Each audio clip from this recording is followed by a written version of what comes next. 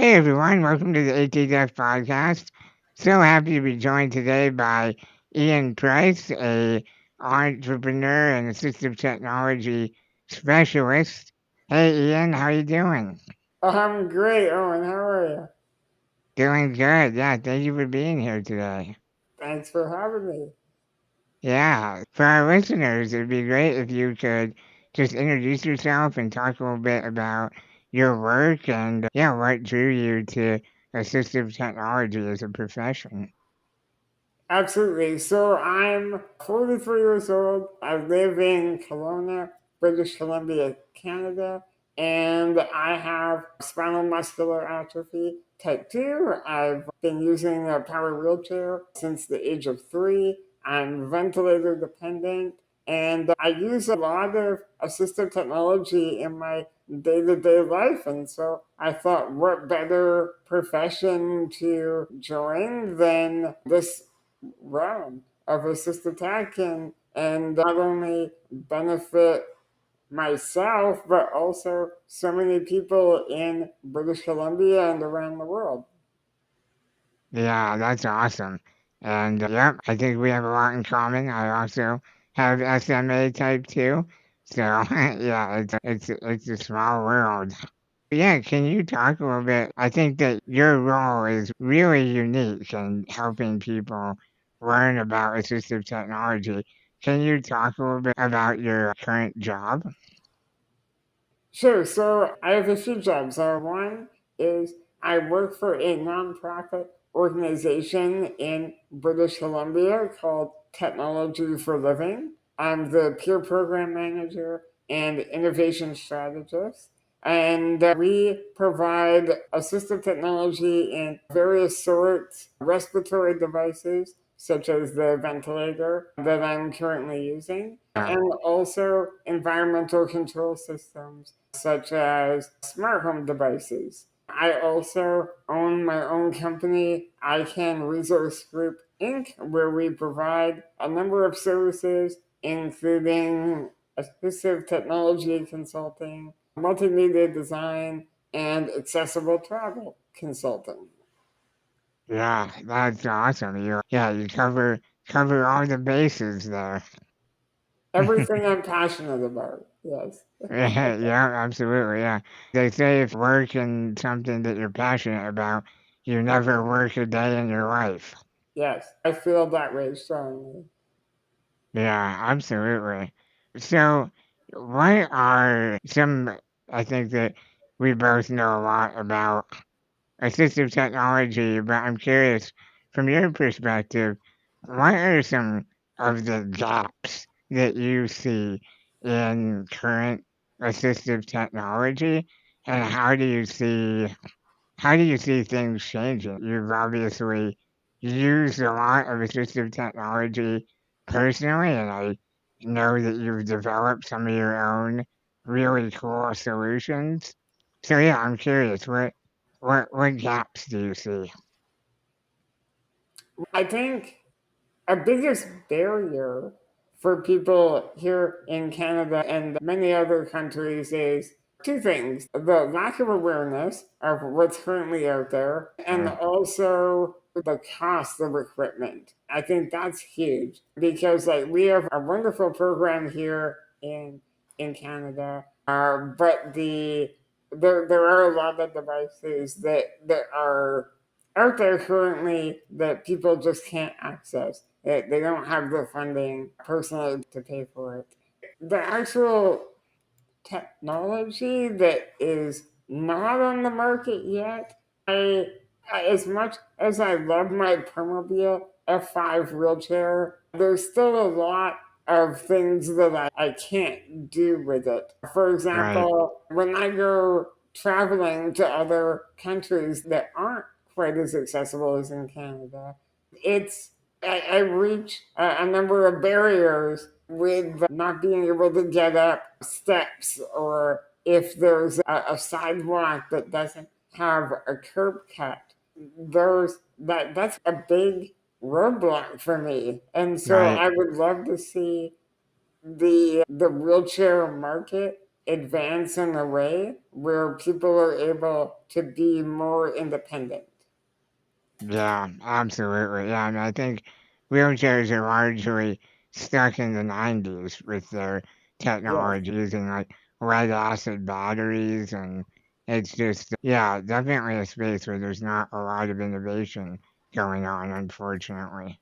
It's true. And like sadly, I look at my friend who buys a brand new vehicle and looks at all of the or looking at all of the features that it has. I think about, well, a lot of those features could be integrated into wheelchairs. And when you Right. think about it, people are commuting for maybe an hour or two a day. Us as wheelchair users, we're in our chair for anywhere from 12 to 18 hours a day. And Yeah. so this is a device that should have all of the features, all of the accessories to help us be more comfortable and independent. Yeah, absolutely. Yeah, I did some back of the envelope math the other day about how many hours I've spent in a power wheelchair, and it Yeah. was over 100,000. Oh, I believe it. Yeah, which is like, it's crazy. They say it takes 20,000 hours to master something, so 100,000 hours, you're like a 5 times master. Yeah. Yeah, no kidding. So you mentioned some of your international travel. I know you just got back from a trip. Can you tell us a little bit about that? Yeah, I had the opportunity to spend 2 weeks in Dubai and Abu Dhabi, and it was an absolutely incredible experience. I'd never been there before, never been to the Middle East before, and so it was very eye opening, and I had so much fun. I That's could awesome. spend easily another couple months there to see everything because there's just so much to see and do. Yeah. How is the accessibility there? Overall, it was pretty good. I'd say, like, it's as with most cities I've been to globally, the more central touristic areas are very accessible. Uh, But I did run into some barriers when I was further away from the downtown core. yeah. Yeah, absolutely.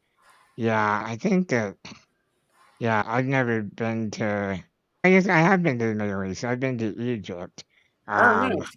which was the opposite of accessible. And Okay. yeah, in most cases.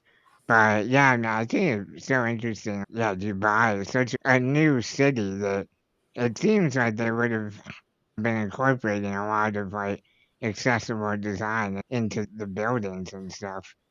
They really have, and especially their public transit system. I was Mm. quite pleased to see how streamlined it is. And in Dubai, in the Middle East, they have a term for people with disabilities, and it's people of determination, which I Oh, love that wow. term so much. I actually had it tattooed on my arm in Arabic while I Oh, was that's there, amazing. and yeah, I love the mindset over there of how they, as you mentioned, being a newer city, that they really put a lot of care and thought into how to make it universally accessible.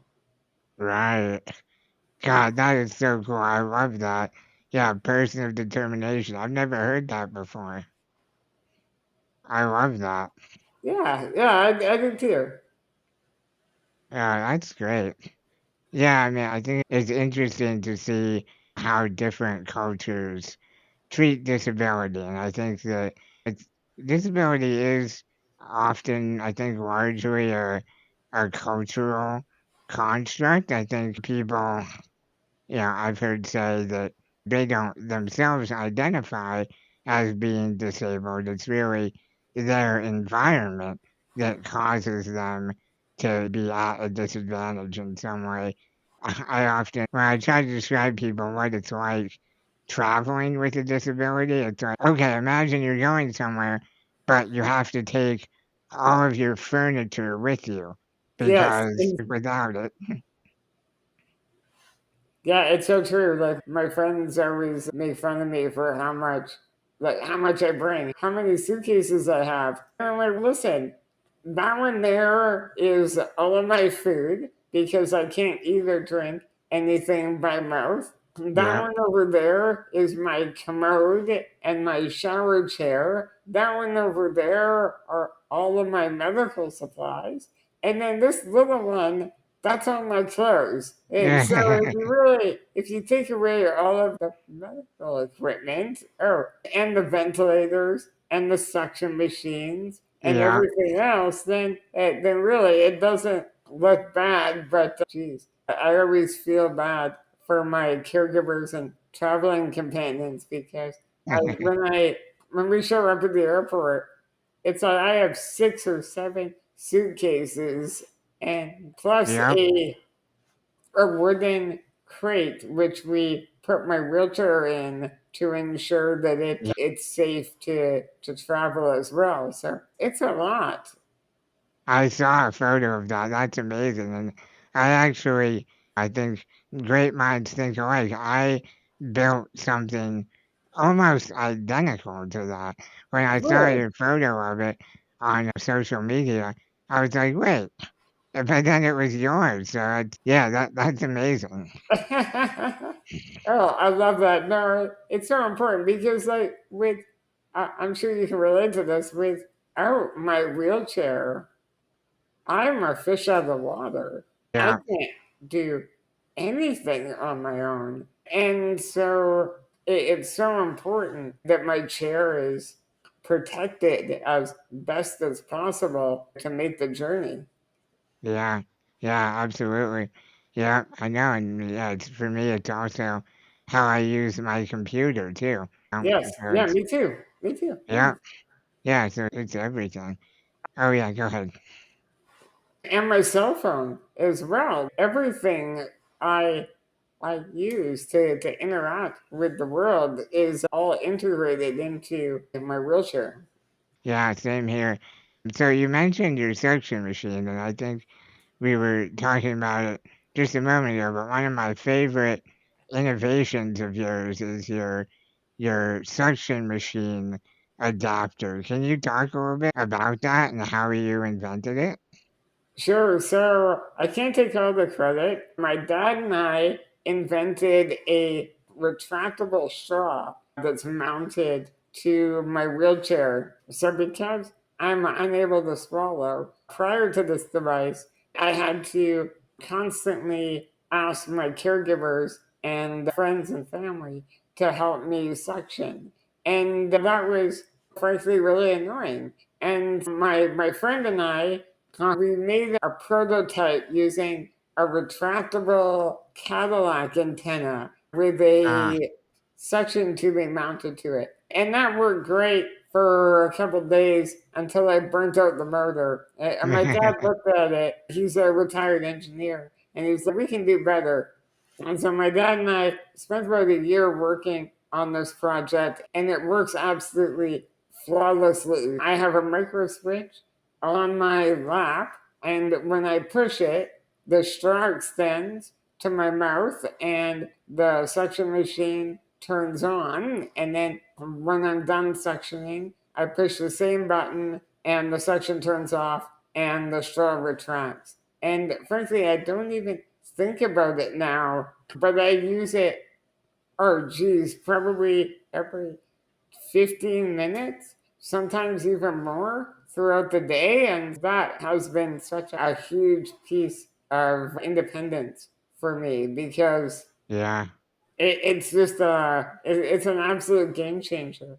And initially, my dad and I were planning on bringing it to market. I had a provisional patent, but there was so much red tape, which again, yeah, I'm sure you can relate to regarding medical devices that instead I thought instead of just scrapping the project entirely to make it an open source project. And so now the plans are readily available, and I'm really proud to say that people from all over the world have reached out and they've shared with me different iterations of it, of how they've built similar devices, which is Yeah, absolutely amazing. that's so cool. And I think I will be trying to build one myself because that's a big problem I have.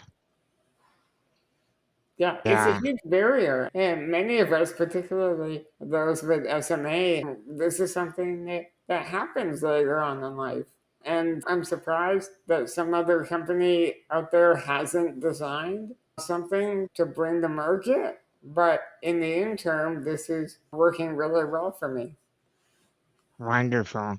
Thank you so much for your time today, Ian. I really always learn something new chatting to you. So yeah, thank you for being here. And if people want to connect and learn more, or yeah, learn about your suction invention, where can they go to connect with you and learn more? Visit my website, icanresource.ca.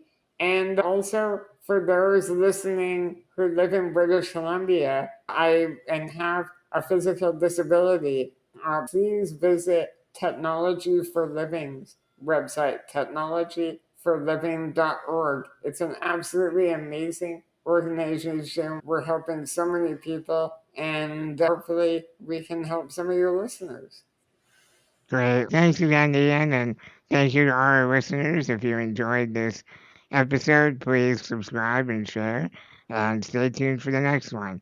All right. Thanks, everybody. Bye bye.